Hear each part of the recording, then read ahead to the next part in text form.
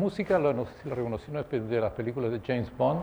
James Bond era un héroe de mi adolescencia y siempre una de las características que tenía son los efectos especiales, las armas sumamente inverosímiles para derrotar el mal en el mundo.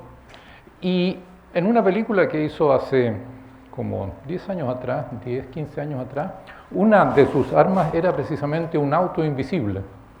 Y yo me acuerdo, yo la fui a ver naturalmente, la película, y incluso a mí me impresionó porque decía, tiene cosas sumamente descabelladas, James Bond, pero un auto invisible, esa cuestión no puede ser. Y explicaban un poco en la película que tenía cámaras que sacaban fotos de todo el paisaje que circundaba el auto y procesaban las imágenes con un computador, pero no se entendía mucho. Entonces, sin embargo, uno tiene derecho a preguntarse, ¿acaso es posible hacer un auto invisible? A lo mejor los productores de la película no estaban tan lejos de la realidad. Entonces, por eso esto es realidad. ¿Hasta qué punto puede ser realidad, más bien? Entonces, en física, por lo menos en ciencia en general, cuando tenemos un problema muy complicado, tratamos de partirlo en problemas cada vez más pequeños hasta que tenemos un problema lo suficientemente pequeño que podemos resolverlo. Entonces, hacer un auto invisible, bueno, el auto puede ser grande, puede ser chico, puede ser reciente, puede ser de varios años, puede ser nuevo, puede ser usado, puede ser un camión, puede ser rojo, puede ser verde. Sin embargo, cuando uno habla de hacer un auto invisible, a uno le gustaría que cualquier auto fuera invisible, no solo un Mercedes-Benz, o un Peugeot, o un Toyota, cualquiera. Entonces, y de cualquier forma. Entonces, la forma más simple que existe, y eso sí se puede definir de manera cuantitativa, la forma más simple que existe en 3 dimensiones es una esfera. Entonces, esperamos que todas las cosas más importantes, todos los problemas más importantes que tengamos que resolver para poder fabricar un auto esférico, un auto invisible, todos los problemas estén ya presentes si nos hacemos la pregunta, ¿acaso es posible hacer una esfera, una pelota, una piedra invisible? Entonces, a eso me refiero con la frase, supongamos que tenemos una autoesfera, es decir, tenemos cualquier cosa y que tiene una forma sencilla. Ahora, un auto esférico no es algo completamente descabellado, esto es una IZ, es un auto que se usó bastante en China en los años 60 y es una aproximación razonable a una esfera. Entonces, de esto guardamos la esfera y queremos que esta esfera sea invisible. Ok, aquí entonces ya no es posible simplificar más el problema. Si yo tengo una pelota y quiero que sea invisible. Entonces, la manera más simple de que sea invisible es que no esté. Pero no, eso no. Si la gracia es que sea invisible, pero que el objeto esté ahí. O dicho de otra manera, a mí me gustaría ser invisible para escuchar lo que otras personas están diciendo sin que esas otras personas se dieran cuenta que yo estoy ahí. Si yo no estoy, claro que no me ven, pero no es ese no es el chiste. Entonces, uno dice, bueno, ¿cómo hago que una persona que estamos hablando de gente, ¿no es cierto? Gente con 2 ojos, no se dé cuenta que tengo un auto esférico aquí cerca. Entonces, bueno, ¿cómo uno ve? ¿Cómo yo los veo a ustedes? Los veo porque hay luces en la sala, si estuviera realmente negro no los veríamos. Hay luces que se reflejan en su cabeza, en su ropa, en el suelo, llegan al ojo y lo veo. Esa es la más importante y hay otra que son las sombras. Si hay sombra, también eso tiene un efecto. Entonces, todo eso es difícil. La respuesta, digamos, la solución intermedia es ponerle un manto de invisibilidad. Entonces, eso naturalmente es más fácil decirlo que hacerlo, pero no es una idea original. Ya en la mitología griega había dioses y héroes, Atena, Perseo, que se ponían un gorro y cuando se ponían el gorro se hacían invisibles. Así la idea la tenían, no creo que les haya funcionado realmente, pero tenían la idea. Harry Potter tiene la idea realmente correcta. Él dice se envuelve en una especie de abrigo de piel y ahí se envuelve entero, no solo la cabeza. y ahí sí queda invisible. Y el abrigo de Harry Potter es interesante porque se le va gastando, ¿no? Y a medida que se le gasta, empieza a dejar de ser invisible y ahí tiene que apurarse porque si no lo pillan. Entonces, la idea es fabricar un manto de invisibilidad. Y eso, entonces quiero fabricar un manto de invisibilidad tal que no haya sombras, ¿no es cierto?, que el objeto no proyecte sombras y tal que no haya reflexiones tampoco, tal que la luz que incide no se refleje. Entonces, la idea es la siguiente. Tengo una fuente, aquí tengo un corte en 2 dimensiones de mi auto esférico. Este es el objeto que quiero que sea invisible. Y lo envuelvo en un manto de la invisibilidad que en la literatura especializada se llama metamaterial. Vamos a volver sobre eso. Entonces tengo el objeto que no quiero ver y tengo el manto de la invisibilidad. Y naturalmente el manto de la invisibilidad tampoco se tiene que ver porque si no, no funciona. Entonces tengo la luz que emite rayos de luz en todas direcciones y el manto de la invisibilidad agarra los rayos de luz y los desvía de modo que salen al otro lado en la misma dirección que habrían salido si no estuviera el objeto. Entonces aquí está lo mismo en 3 dimensiones.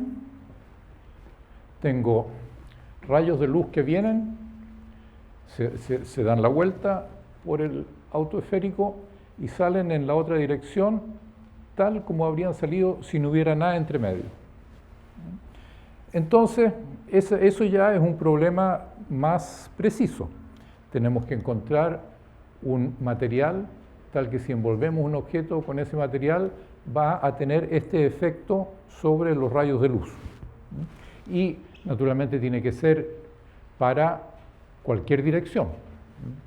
No solo, bueno, en una dirección ya sería un avance, en 2 direcciones mejor, en cualquier dirección es el resultado ideal para que no haya sombras y que no haya reflexiones. Y la palabra técnica para los que leen las revistas de estas cosas se llama encubrimiento y es una palabra adecuada para referirse a este asunto. Entonces, para poder seguir, ¿no es cierto?, queremos fabricar un material que le haga cosas a la luz a la medida.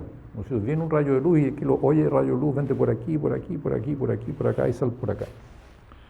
Entonces, bueno, para poder hacer ingeniería de la desviación de los rayos de luz, tengo que comprender un poco más acerca de la luz ella misma.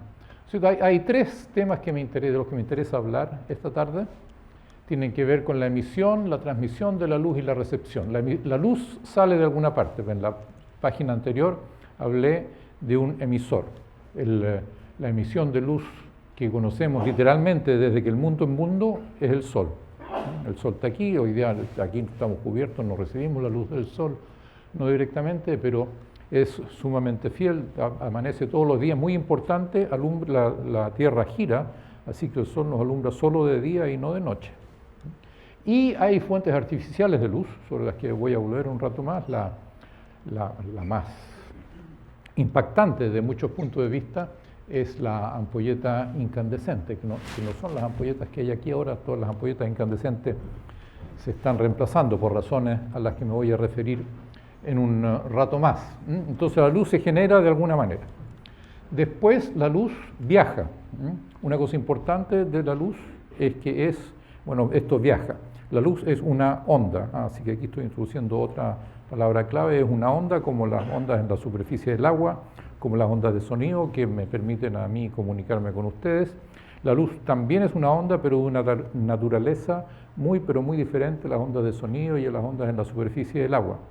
La principal diferencia del punto de vista que queremos estudiar hoy día es que la luz se puede propagar en el vacío. No necesita un medio material la luz para propagarse. Se puede propagar aunque no haya nada.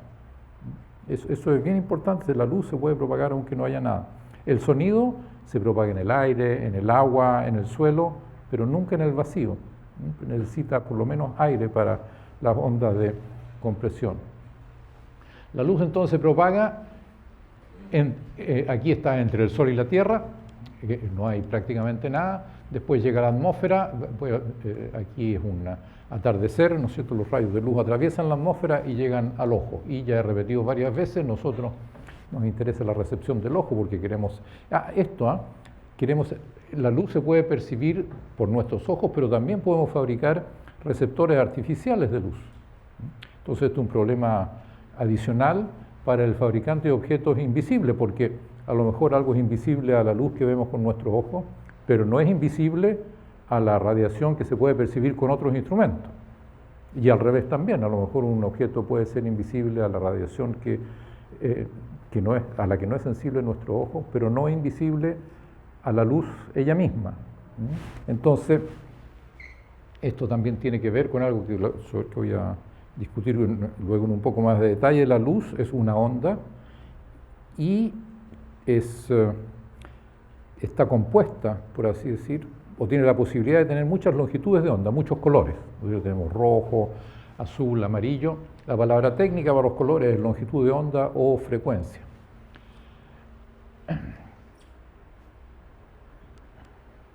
Entonces, el Sol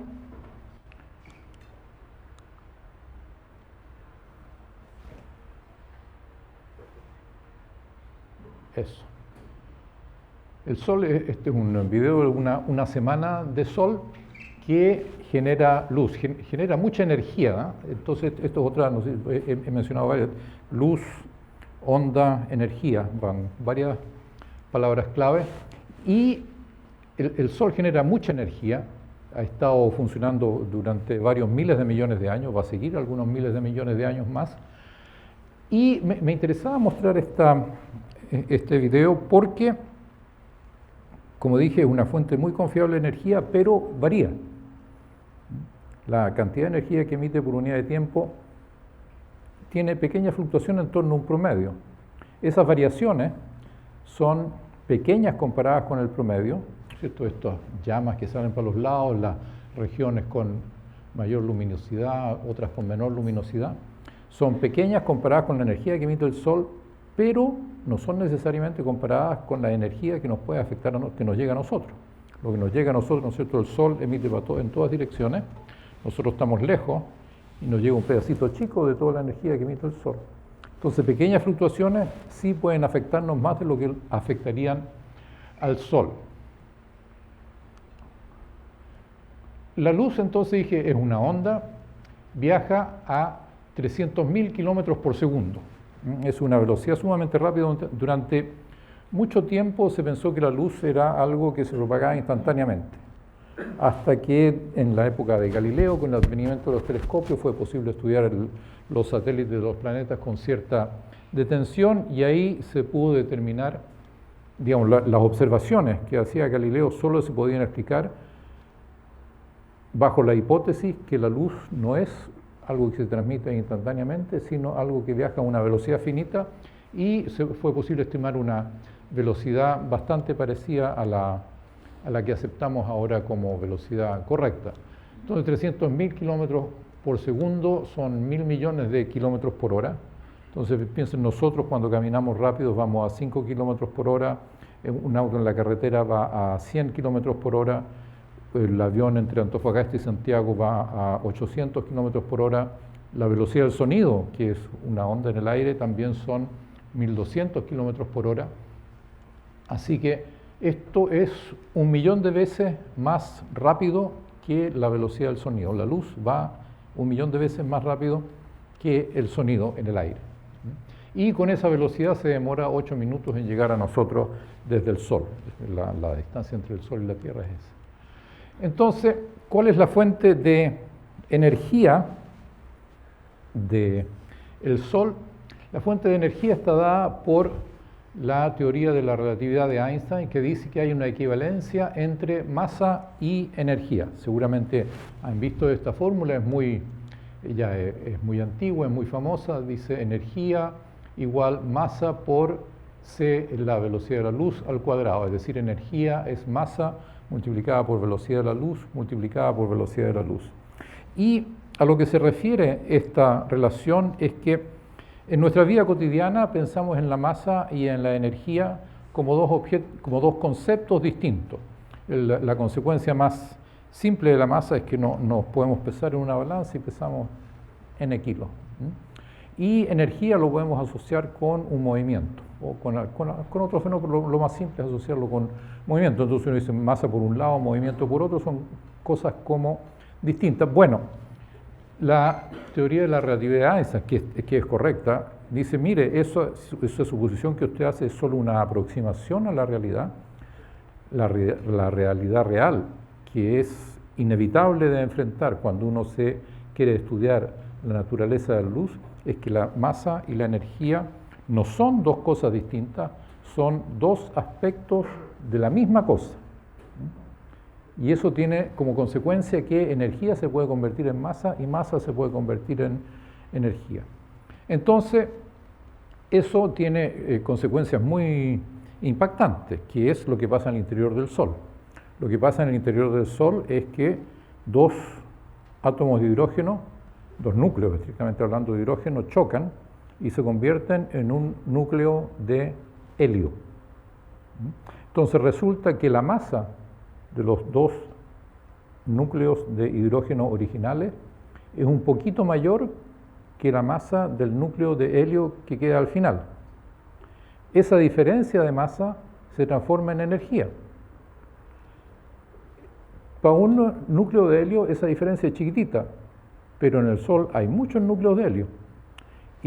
Y si lo multiplico por la velocidad de la luz, que es tan grande, y lo vuelvo a multiplicar por la velocidad de la luz, que es tan grande, queda una energía realmente muy grande, que es lo que permite que el Sol brille durante miles de millones de años. Así que lo que ocurre al interior del Sol es literalmente lo que los alquimistas en la Edad Media querían lograr. Los alquimistas en la Edad Media querían transformar plomo en oro, algo tangible, mucho más rápido.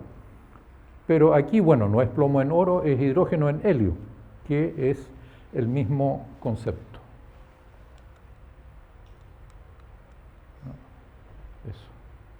It followed from the special theory of relativity that mass and energy are but different manifestations of the same thing, a somewhat unfamiliar conception for the average mind. Furthermore, the equation E is equal to mc squared, in which energy is put equal to mass multiplied with the square of the velocity of light, showed that very small amount of mass may be converted into a very large amount of energy, and vice versa. The mass and energy were in fact equivalent, according to the formula mentioned above. This was demonstrated by Kokra and Walton in 1932 experimentally. Así que esa es una grabación de Einstein, literalmente. A mí siempre me emociona un poco oír la fuente original. Y esto es lo que nos llega a nosotros. Esto es el desierto cerca de aquí. Y esta foto, bueno, si uno va al desierto se encuentra con un paisaje como este todo el tiempo, pero lo que me llamó la atención y lo que quería llamar la atención de ustedes también es la sombra. No sé quiénes son estas tres personas de lo que están hablando, pero la sombra es chiquitita, el sol está realmente cayendo desde arriba, muy fuerte. Están sin sombrero ellos, debieran usar sombrero. Entonces uno dice, bueno, es una idea ya que da vuelta desde hace muchos años, toda esta energía del sol, ¿es acaso posible usarla? Porque llega aquí y se pierde, calienta el suelo, en la noche se enfría y no pasa nada. ¿Es posible aprovechar esta energía, por ejemplo, para producir electricidad? Y este desierto, bueno, el desierto tiene una extensión bastante grande, que cubre el norte de Chile, el sur del Perú, bueno, partes de Bolivia, Argentina, y hay un cálculo relativamente simple, que es el siguiente. Uno dice, supongamos que cubro no todo el desierto, sino el 1% del desierto. Puede cubrir todo el desierto con placa fotovoltaica, es como fuerte. Entonces, cubro el 1% del desierto de Atacama con placas fotovoltaicas, que ellas a su vez tengan una eficiencia del 10%.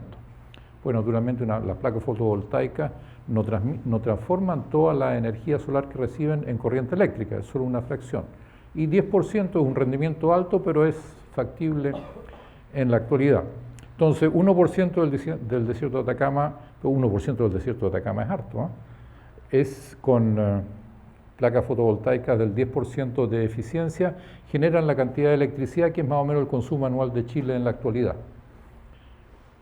Entonces uno dice, bueno, hagámoslo, pero eso quiero sí llamar la atención sobre por lo menos dos aspectos que son obstáculos serios que hay que sobrellevar antes que uno pueda pensar en energía solar como fuente de electricidad de manera realista en esa escala, en esa magnitud. Los problemas son distintos si uno quiere generar electricidad usando energía solar para una ciudad o para una industria grande o para una casa. Son cosas, realmente los problemas que hay que resolver son distintos. Entonces, este es, ¿no es cierto?, un mapa en que se exhibe en escalas de color la radiación del Sol promediada en un año. Y la unidad, las regiones más brillantes son aquellas donde llega más radiación solar y las más oscuras donde llega menos. Y esto está medido, bueno, las más claras son más de 2.800 kWh por metro cuadrado por año y las más oscuras son menos de 800 kWh por metro cuadrado por año. Entonces uno dice, bueno, lo primero que a mí me impacta de esta foto es que el desierto de Atacama no es único, ni siquiera es tan grande, ¿no? Está el Valle de la Muerte en Estados Unidos, el desierto Sonora, el Sahara naturalmente muy grande, el sur de África también, la península arábica, el desierto de Gobi en China, Australia occidental. De hecho, hay proyectos para poner grandes cantidades de placas fotovoltaicas en el norte de África y generar electricidad para el sur de Europa. Entonces, uno ve al tiro, hay un problema de transmisión. Y hay otro problema mucho más pedestre sobre el que voy a hablar en un minuto. Entonces, uno ve esto, estos son datos de la NASA obtenidos en un periodo de 22 años. Entonces son datos de la NASA. Entonces uno dice, bueno, estos datos no fueron obtenidos por personas que anduvieron dando vueltas por todo el mundo con un detector de luz, fueron obtenidos por satélite. Los satélites dan vuelta en torno a la Tierra a cientos de kilómetros de altura. Entonces, lo que un satélite mide no es la radiación solar que llega a la superficie de la Tierra. Puede medir la radiación solar que le llega a él, pero esa no es la cantidad interesante. Si apunta para abajo, dice, bueno, mide otras cosas, tal vez la radiación que se refleja o la radiación que es irradiada por la Tierra bajo distintas condiciones, pero entonces ahí hay un tema, pero no es una medición directa de la radiación solar en la superficie de la Tierra, sino que es una medición indirecta. Y una medición indirecta supone entonces hay una inferencia, mido aquí, qué sé yo, una temperatura, algo, y de ahí infiero que la temperatura en la superficie de la Tierra es tanto. Pero esa inferencia, naturalmente, necesita información acerca de lo que hay entre medio de la superficie de la Tierra y el satélite, y acerca de cuál es el fenómeno que hizo que, por ejemplo, la radiación diera bote, qué fracción de la radiación que llegó a la superficie rebotó y llegó al satélite. Entonces, todo eso uno puede hacer modelos, pero como en cualquier modelo, hay que hacer suposiciones. Uno dice, supongamos que la mitad de la radiación reflejada da bote. Bueno, eso tiene que haber razones, las razones son a lo mejor buenas o malas, y es una aproximación a la realidad. Aproximación es la palabra clave. Entonces, el mensaje que quiero transmitirles con esta transparencia es que si uno quiere hacer un proyecto serio, por ejemplo, hacer una planta de energía solar para suplir las necesidades de Antofagasta en permanencia, no basta con un plano de este tipo, hay que ir al desierto y medir directamente y conocer cuáles son las fluctuaciones y cuán confiables son esas medidas. Porque si va alguien, el Estado, un privado, quien sea, va a hacer una inversión para hacer una planta de ese tipo, va a tener que saber cuánto le va a costar. Y si es mucha plata, más o menos 10% no es, hay que saber ese tipo de fluctuaciones.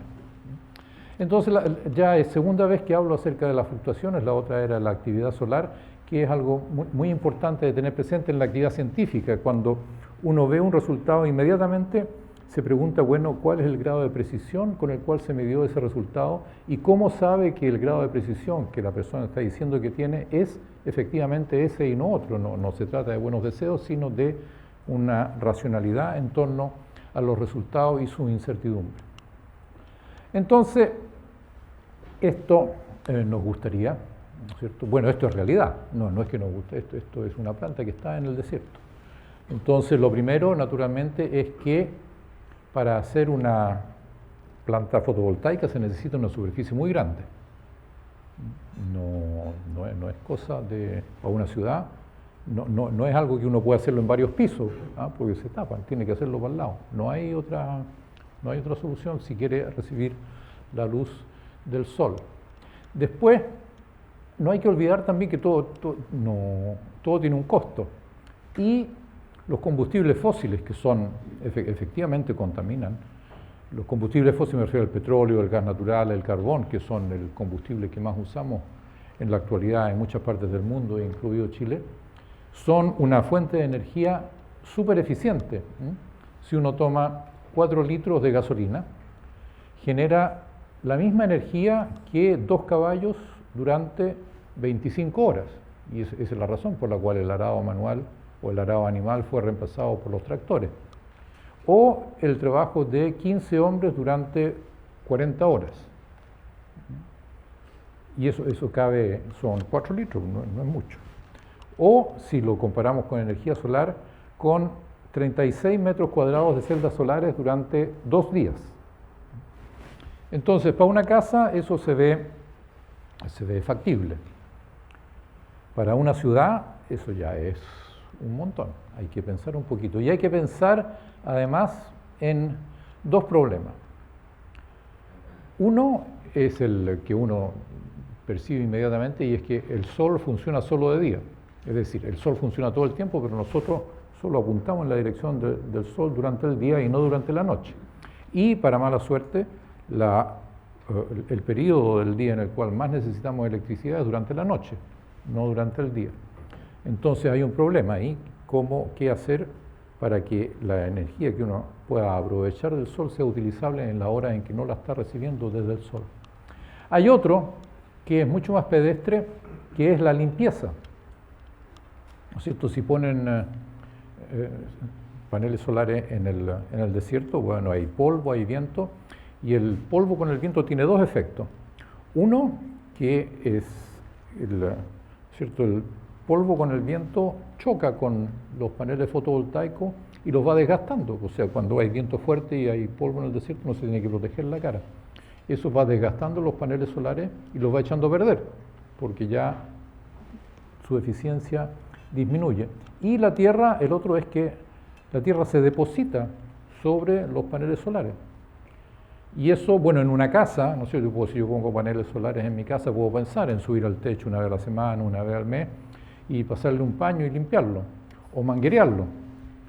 Pero manguerear el 1% del desierto de Atacama no es una opción. Para empezar, no hay agua. Entonces, ese es un problema, y es este tipo de problema el que tiene detenido el proyecto que mencioné antes de usar celdas fotovoltaicas en el Sahara para generar electricidad para el sur de Europa.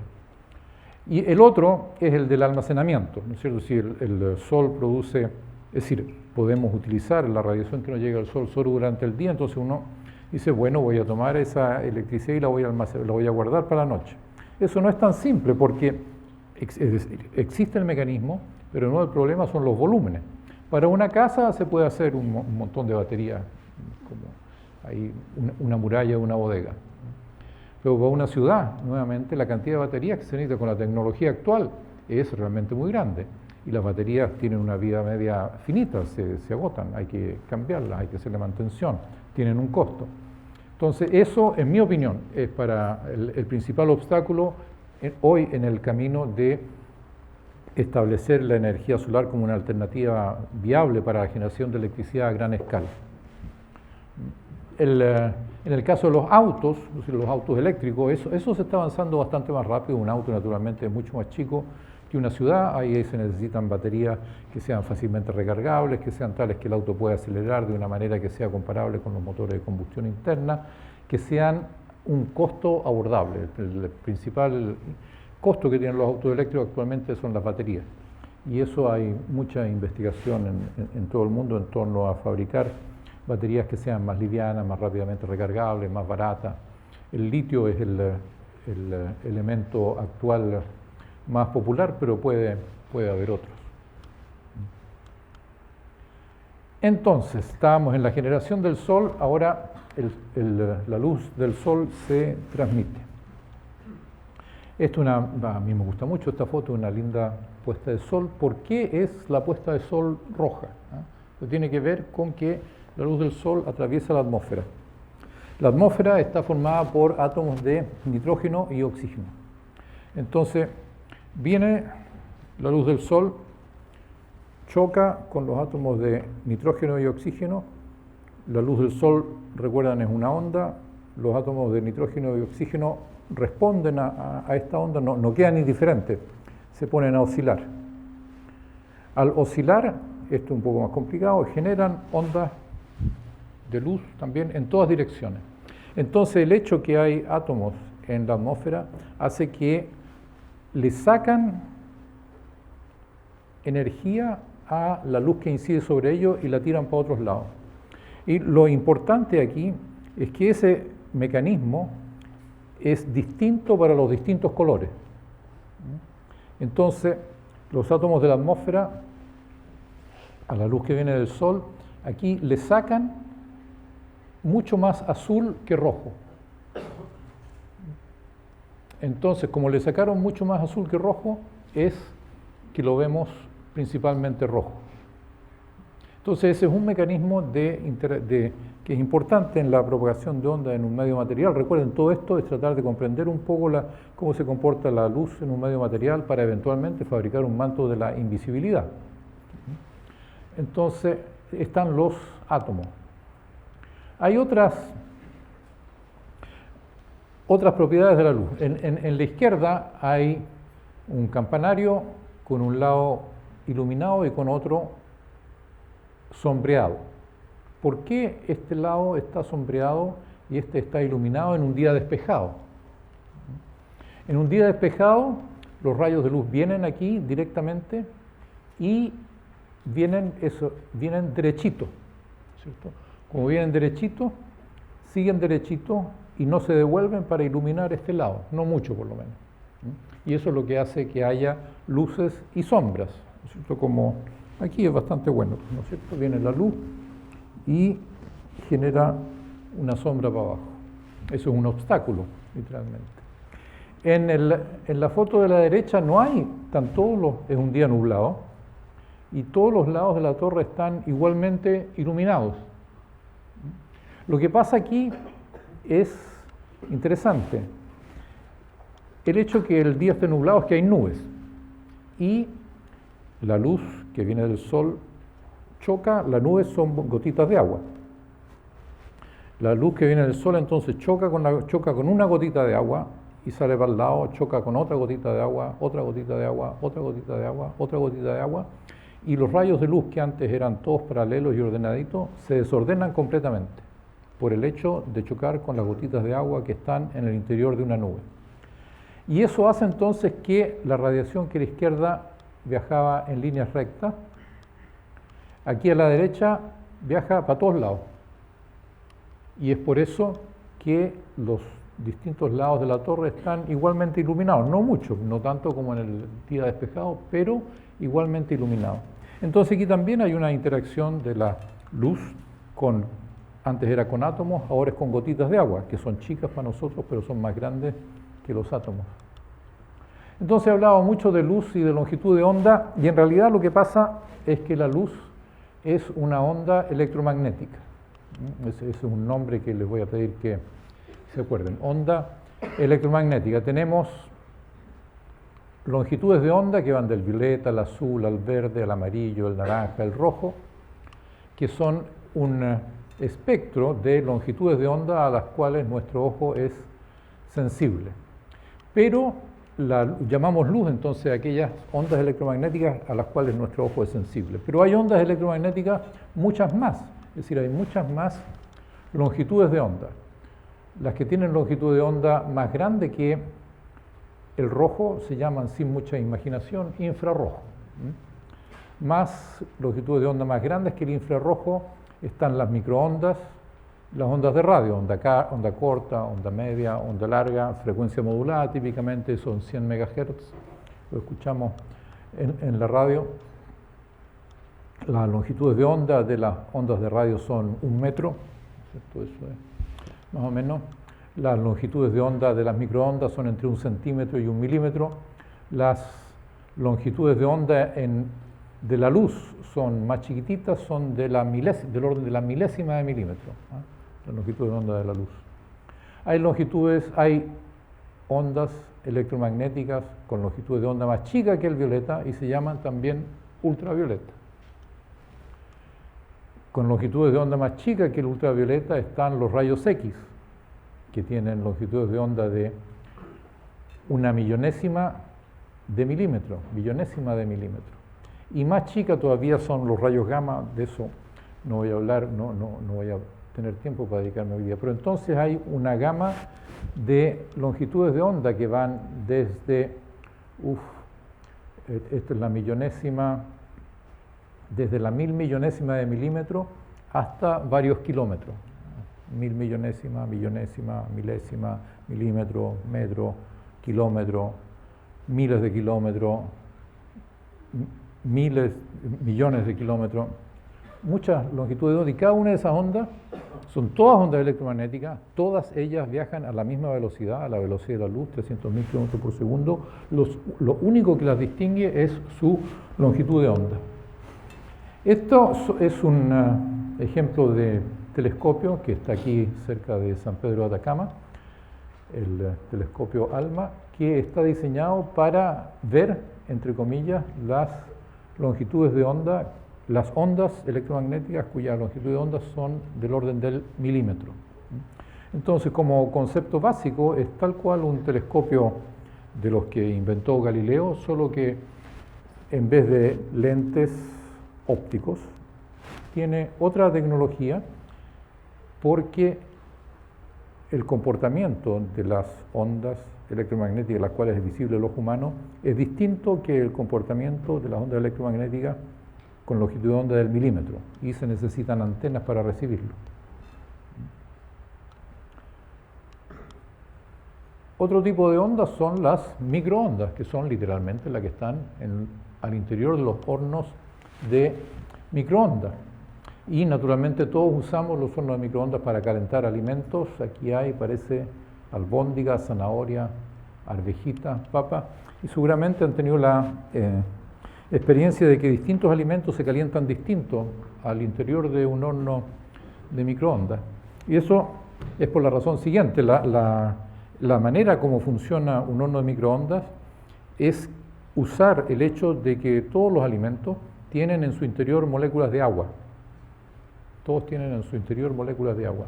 Y las microondas interactúan con esas moléculas de agua. ¿Cierto? Antes teníamos átomos de oxígeno, átomos de nitrógeno, gotitas de agua. Ahora estamos hablando de moléculas de agua. Las moléculas de agua son 2 hidrógenos y un oxígeno, H2O, y están, digamos, si mis puños son los átomos de hidrógeno y yo soy el oxígeno, forman un ángulo, ¿no? 104 grados.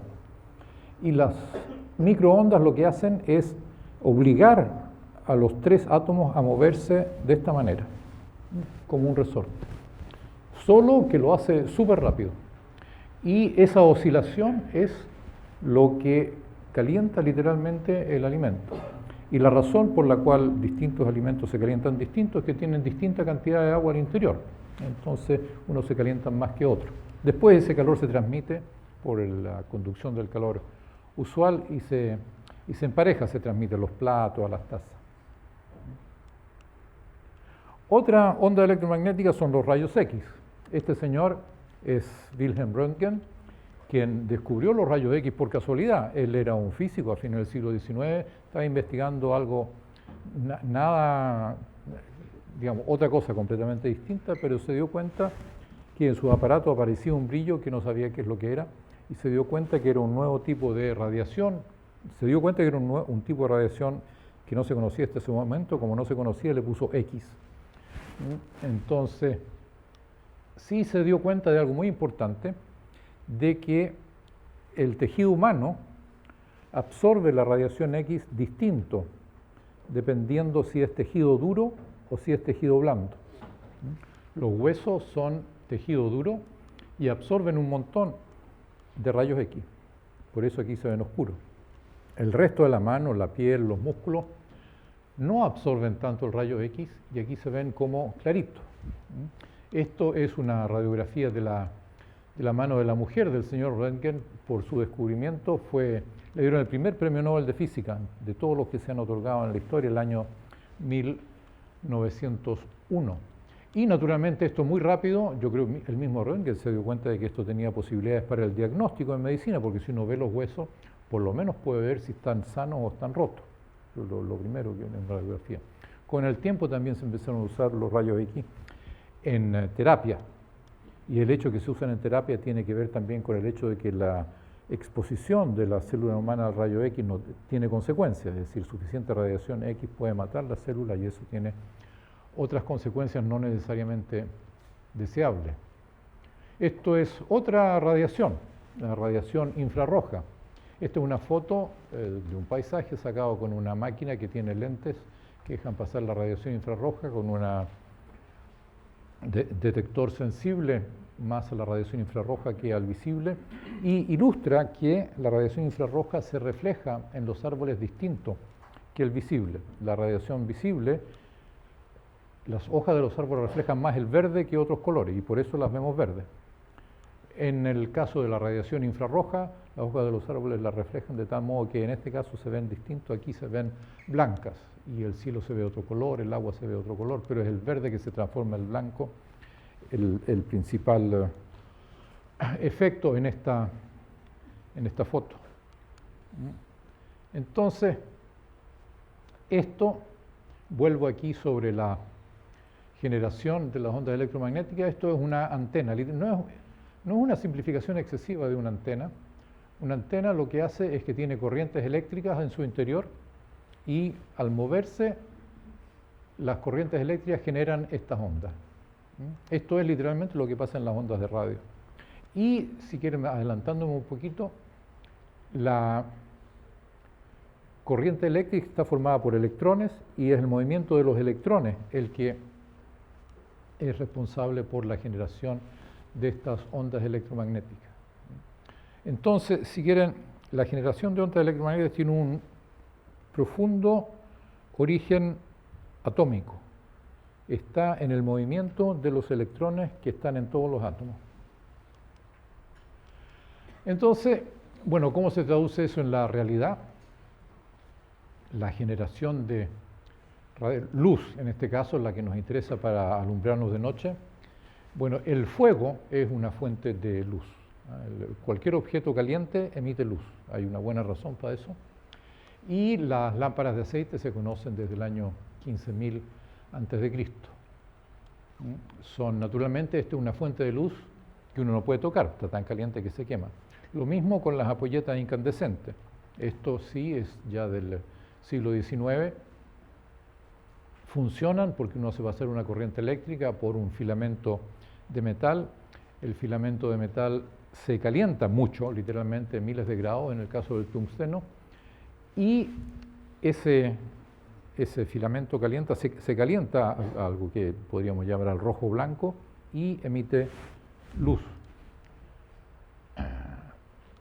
Los tubos fluorescentes fueron inventados en el siglo XX, son un poco más duraderos que bastante más duraderos que las ampolletas incandescentes, duran 10 veces más que una ampolleta incandescente, son también más eficientes, a igual corriente, ¿no es cierto? Funcionan también, no les pasa, los ponen en un circuito eléctrico, a igual cantidad de corriente generan, no importa, el lumen es una unidad de luz, no importa, lo que importa aquí es que 70 es 4 por 1, 4 por 6, 24, 4 veces más que una ampolleta incandescente. Entonces los tubos fluorescentes son 4 veces más eficientes para generar luz y duran 10 veces más. El problema que tienen es que, bueno, primero funcionan con un gas de mercurio, digo bien, y el mercurio es tóxico. Y el segundo problema es que no se pueden hacer tubos muy potentes, ¿no? 40 watts es más o menos el máximo, y es por eso en las oficinas en que todavía se usan muchos tubos fluorescentes, hay que poner muchos tubos fluorescentes, no se puede poner un gran tubo fluorescente.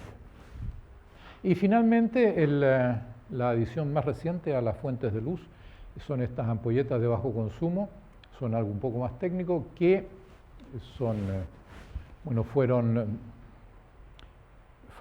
fabricadas en forma práctica desde hace pocos años, voy a decir al tiro por qué. El avance científico que permitió su fabricación tiene más o menos 15 años.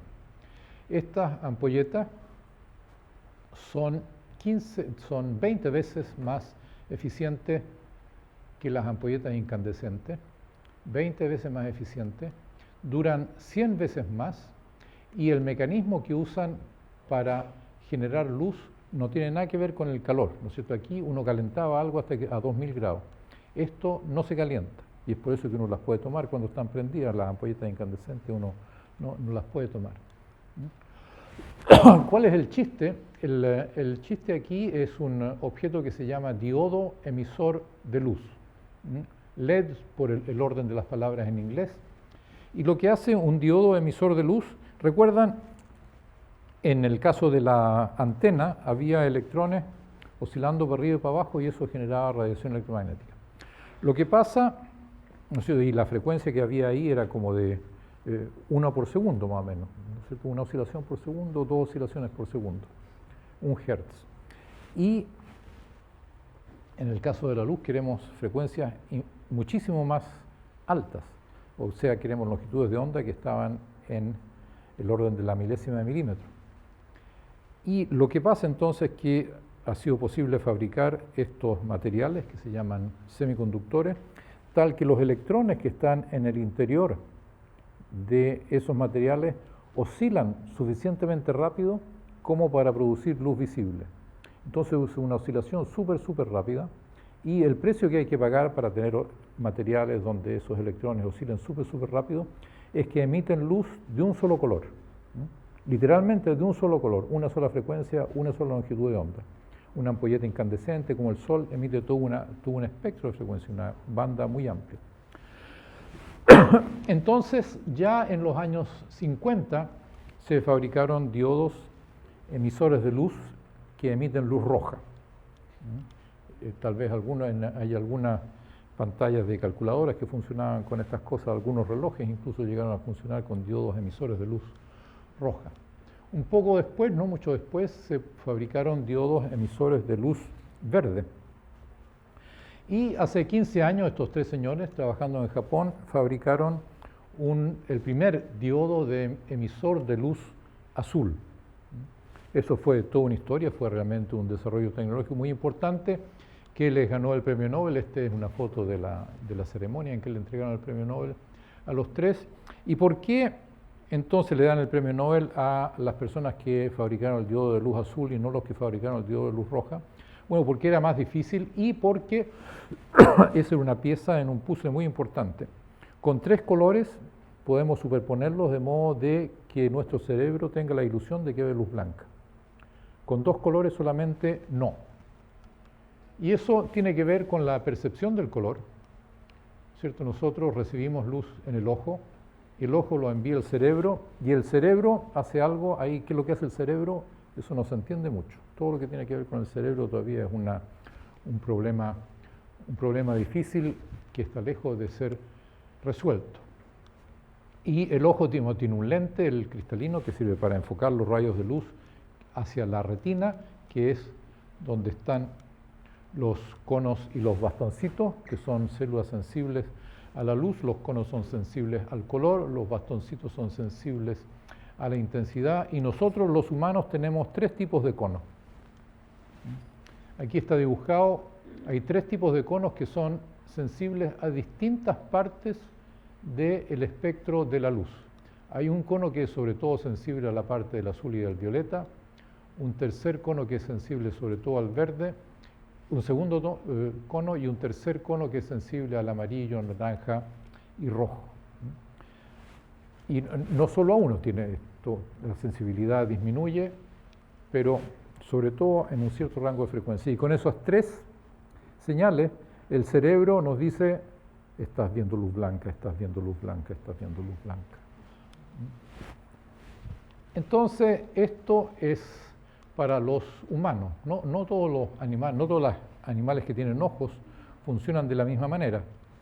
Las ballenas, en general, los mamíferos acuáticos, tienen solo un tipo de cono y ven la naturaleza en blanco y negro. Eso es tal como las películas antiguas, solo diferentes graduaciones de gris, no ven colores. La mayor parte de los mamíferos tienen dos tipos de cono y ven mejor, no ven en blanco y negro, pero ven una variedad de colores que es mucho menor a la nuestra, que los humanos y los primates, que tenemos tres conos. Y las aves y los insectos tienen 4 o más conos, y una gracia es que uno de esos conos es sensible a una parte del espectro electromagnético al cual nosotros no somos sensibles, es decir, pájaros e insectos pueden ver en el ultravioleta, cosa que nosotros no podemos. Hay también una fracción no muy grande de los humanos que tienen 4 conos. Entonces esas personas pueden ver una resolución de colores muchísimo mayor que las que tenemos 3 solamente, y de los humanos que tienen 4 conos, una fracción bastante mayoritaria son mujeres y la minoría son hombres. Sí, es verdad que las mujeres en general pueden distinguir más colores que los hombres. Entonces, ¿cierto? Después de esto, todo esto es un largo camino motivado por el manto de la invisibilidad. Entonces volvamos poco a poco al manto de la invisibilidad. Esto es un fenómeno que yo creo muchos de ustedes han visto. Si uno pone un lápiz adentro de un vaso de agua, no se ve el lápiz derecho, sino que se ve torcido. Y eso es debido a un fenómeno que se llama refracción. En fin, es una consecuencia del hecho de que la luz interactúa con el agua y se mueve adentro del agua distinto que en el aire. Estrictamente hablando, es una consecuencia de que la velocidad de la luz al interior del agua es distinta que la velocidad de la luz en el aire. Pero entonces hay un fenómeno importante que es la refracción, que es lo que se usa para fabricar los lentes, que muchos de nosotros usamos. Exactamente lo mismo. Entonces, fijémonos un poco más en esto de la refracción. Si tengo aquí, ¿no es cierto?, tengo un disco de vidrio, supongo que es, y le tiro un rayo de luz, ¿cierto? El rayo de luz va derechito. Aquí, si tienen buenos ojos, alcanzan a ver una parte se refleja, y algo que todos hemos aprendido en el colegio es que el ángulo de reflexión es igual al ángulo de incidencia, y hay una refracción. Lo importante para esta discusión es que la refracción es una desviación de la luz incidente. Se desvía. Esa es la parte que importa. Que se desvía tiene consecuencias también. Por ejemplo, ese desvío es lo que hace que exista el arco iris. ¿Cierto? Todos ustedes seguramente saben que para ver un arco iris hay que ponerse con el sol en la espalda, hay que tener una llovizna al otro lado, y lo que ocurre entonces es que los rayos del sol pasan, son atrapados por una gota de agua, la gota de agua los agarra y literalmente los hace dar bote, pero los rayos del sol penetraron al interior de la gota de agua, dieron bote y llegaron al ojo. Entonces, ese trayecto que el rayo del sol viene, es atrapado por la gota de agua y es expulsado de nuevo, depende del color. La refracción es distinta para las distintas longitudes de onda. Como depende del color, los distintos colores salen de la gota de agua en un ángulo levemente distinto y llegan al ojo en un ángulo levemente distinto, y esa es la razón por la cual vemos el arco iris, que son el espectro literalmente de los distintos colores de los cuales está compuesta la luz solar. Y aquí se alcanzan a ver, hay un segundo arco iris que tiene que ver con que también vienen los rayos de luz de mi espalda, son capturados por las gotas de agua, pero la gota de agua, en vez de entrar, dar bote al interior y salir, entra, da bote una segunda vez y sale. Y eso hace que los colores salen invertidos. Si alcanzan a ver aquí, es rojo abajo y azul arriba, y aquí es rojo arriba y azul abajo. Entonces, si tenemos de nuevo aquí, dibujé distinto, tengo la luz incidente y la luz desviada por el vidrio, hay una desviación, y entonces el descubrimiento que quería mencionar de hace 15 años es que se fabricaron metamateriales en que se fijan aquí, viene la radiación, esto es hecho con microondas, aquí hay un prisma que hace que las microondas se desvíen en una cierta dirección. Esta es la dirección que yo le enseño a mis alumnos en el curso de electromagnetismo cada 5 años, esta es la dirección en la cual deben desviarse. Pues estos señores encontraron aquí un material tal que si la luz entra, sale al otro lado. Y eso es muy importante cuando uno quiere fabricar un material que le diga a la luz en qué dirección tiene que moverse para salir luego en una dirección prescrita. Entonces esto fue hace 15 años y entonces uno quiere que la luz se desvíe. No es tan simple como un rayo entra y un rayo sale. Entonces voy a tener que tener aquí un montón de pequeños prismas que desvíen la luz un poquito, otro poquito, otro poquito. Pero esto es ya el estado del arte. El año pasado otro grupo fabricó literalmente un manto de la invisibilidad. Este dibujo es un dibujo, no es una foto, pero indica cómo está hecho este manto de la invisibilidad. Cada rectángulo dorado es un pequeño circuito electrónico y pequeño del tamaño de 1 millonésima de milímetro. Entonces todo esto es súper chico y esto es la foto de un objeto a la izquierda con manto de la invisibilidad y a la derecha sin manto de la invisibilidad, ¿no es cierto? Para mostrar que este objeto sí se puede cubrir con un manto de la invisibilidad. Ahora, este objeto tiene el tamaño de 1 milésima de milímetro, pero por algo se empieza. Así que es cosa de seguir tratando y en algunos años más, no me cabe ninguna duda que vamos a poder tener abrigos de la invisibilidad. Así que esto es una historia en desarrollo y ahí con eso los dejo.